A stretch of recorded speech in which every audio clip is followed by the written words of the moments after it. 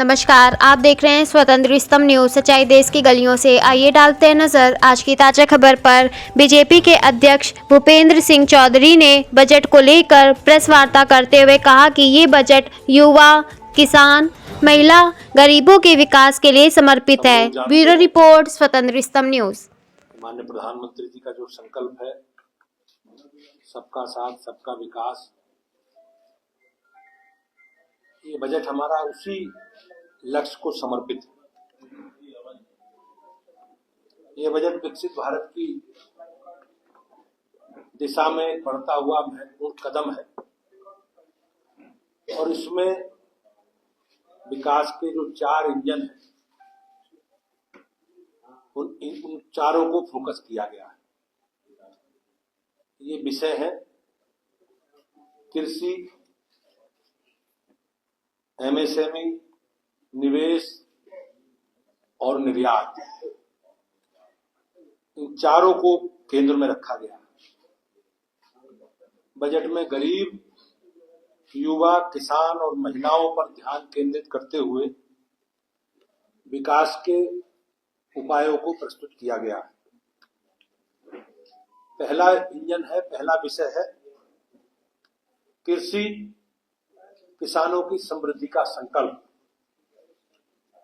देश के अन्नदाता किसानों की समृद्धि के लिए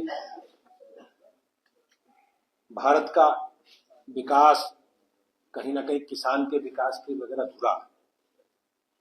इसी उद्देश्य से माननीय प्रधानमंत्री जी ने धन धान्य कृषि योजना प्रारंभ की है। इसमें 100 जिलों में 1.7 करोड़ किसान इस योजना से लाभान्वित होंगे।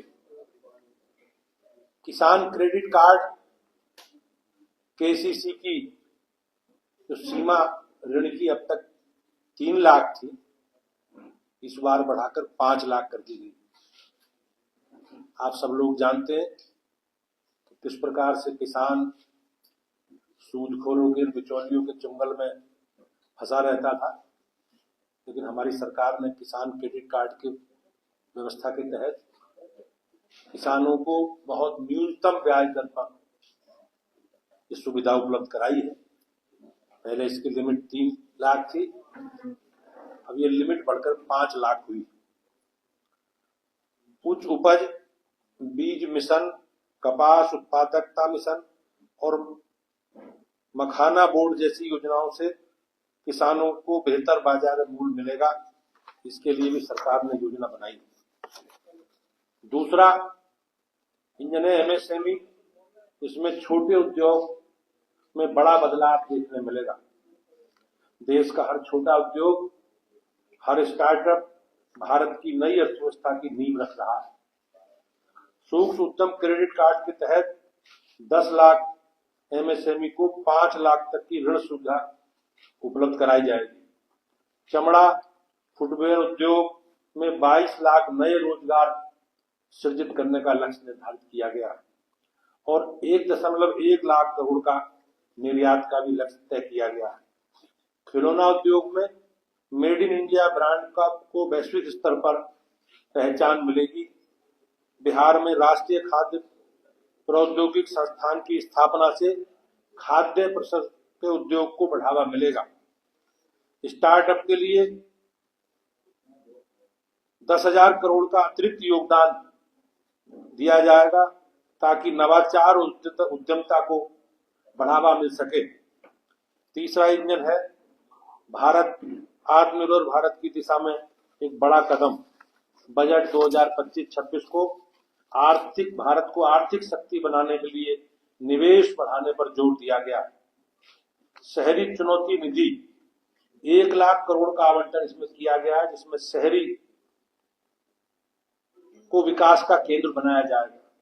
जल जीवन मिशन के तहत अब तक 15 करोड़ परिवारों तक स्वच्छ पेयजल पहुंचाने का काम सरकार ने किया है और इसी मिशन की अवधि 2028 तक बढ़ा दी गई।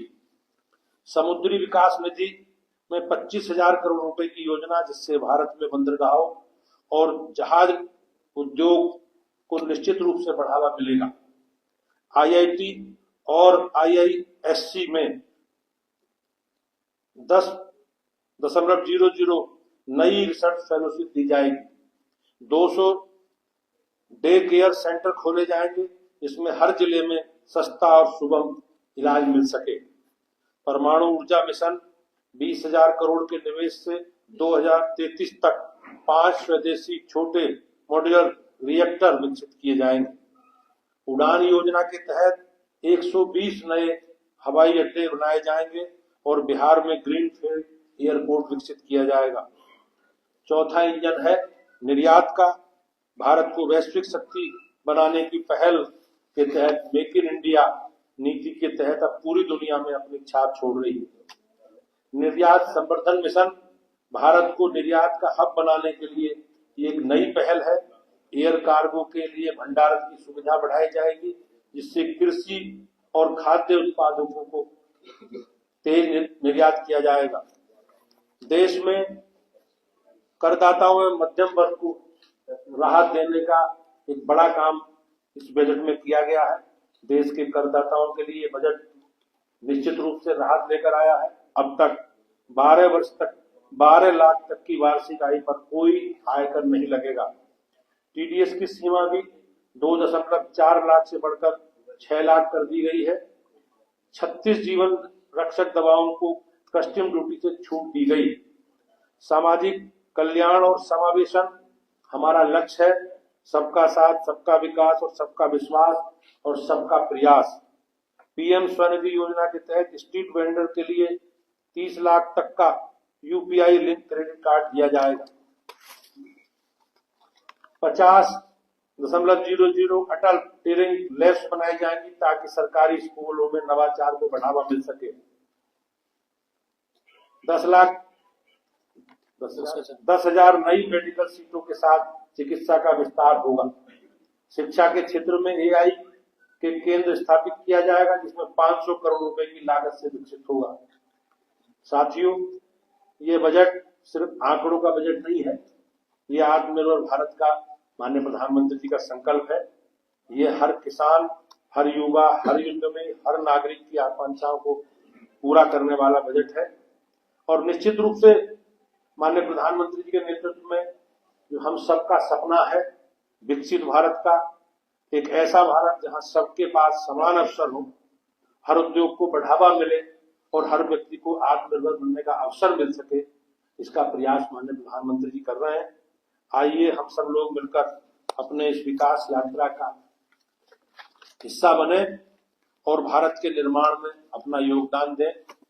भाइयों बहनों, जिस प्रकार से अभी उत्तर प्रदेश की सरकार ने भी अपना 25-26 का बजट विधानसभा में प्रस्तुत किया है, उसमें जो बिंदु आए हैं उनकी चर्चा मैं आप निश्चित रूप से आप सबके भी करूंगा। माननीय प्रधानमंत्री जी, माननीय मुख्यमंत्री योगी आदित्यनाथ जी के नेतृत्व में उत्तर प्रदेश $1 ट्रिलियन की अर्थव्यवस्था बनने का जो लक्ष्य निर्धारित किया गया था, इसी क्रम में अब तक का